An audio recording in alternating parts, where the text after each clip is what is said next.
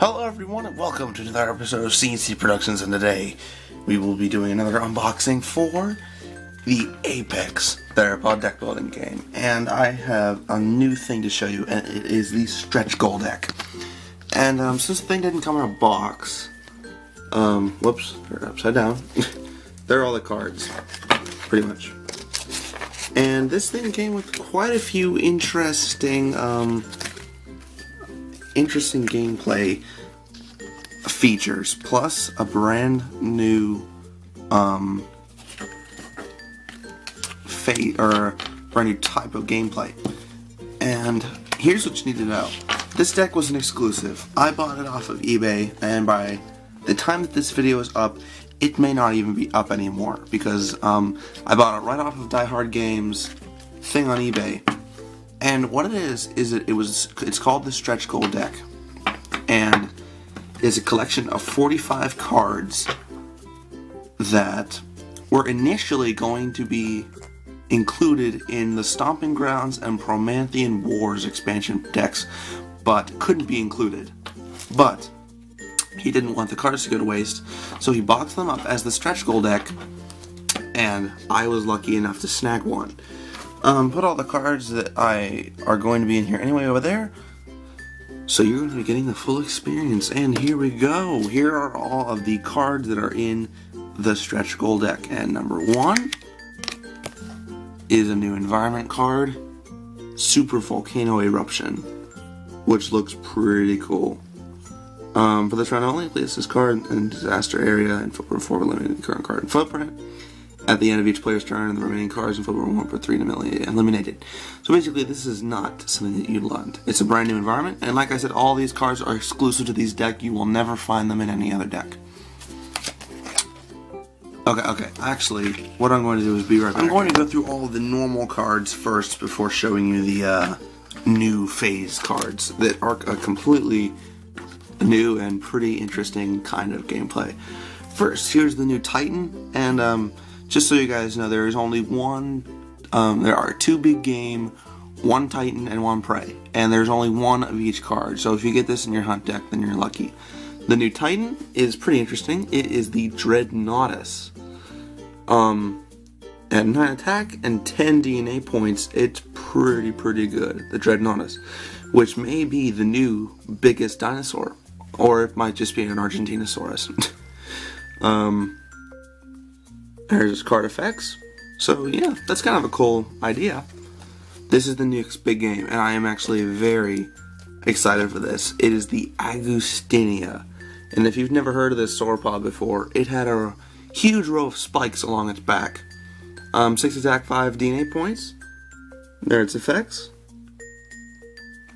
So that's also a very cool card to add. Alright, and this is the new boss, and it's an exclusive boss that was included in this, Titanoceratops. And the card just looks brutal, and this is one of the coolest looking ceratopsians. This is actually also the third of the ceratopsians that we have. The others is Triceratops and Sinoceratops, although you will see a Pachyrhinosaurus on the Ceratopsian Onslaught card. This is the third ceratopsian that you're able to encounter in the game trail. And at 6 health, it has a lot. Pretty hard. There its effects. So that's also very cool. This, also, if you watch my, it was either the Suchomimus or the Saurophaganax unboxing. I don't remember which one. There was an environment card called Locust Plague, and that had a Dimetrodon on it. And I was wondering if that would be included in another deck or something, and here we are. Dimetrodon, the new menace. And it looks like it's chasing a Suchomimus juvenile. It looks awesome. 5 attack, 2 DNA points. There's effects. Looks pretty awesome. And unfortunately, there is only 1. So when you're picking cards at the start of a round, this would definitely be one to choose. It looks awesome. Also pretty tough for a menace. Here's one, and there were 2 new predators in this deck, and this is the one. Also, very cool. The Dilophosaurus. 6 attack and 2 points. There its effects. It actually has a different design to an environment card, which also had Dilophosaurus, like you're blinded by Dilophosaurus spit. It looks different. It looks more bigger or more robust, like Dilophosaurus would have been. The other one was blue and it had like a red throat pouch. This one looks pretty cool though. The new prey, Sauropelta, pretty cool. 3 attack, 2 health, not the toughest. Actually, it should be tougher.